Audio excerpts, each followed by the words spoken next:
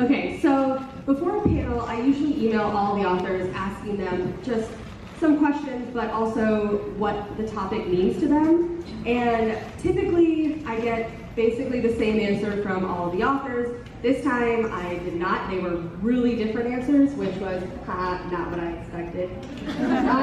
So I thought we would just start with you telling us what the topic means to you, because it was really fascinating how completely different they were. You want to start? Yeah.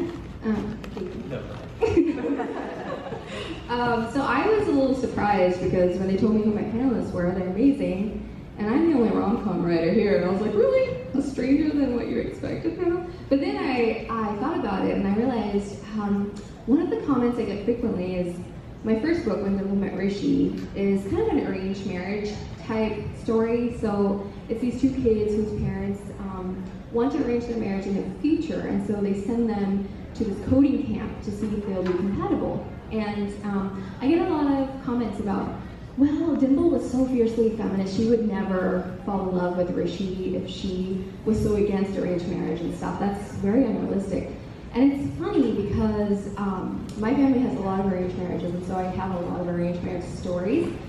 And one of my favorite stories is kind of a similar story where, so there were these two people whose parents wanted them to get married, and the guy basically looked at the girls like, so there's a thing called bio data, if you don't know what that is. It's basically like your information summed up on the sheet of paper, kind of like a resume that gets like past the girls, gets past the boys gets past the girls.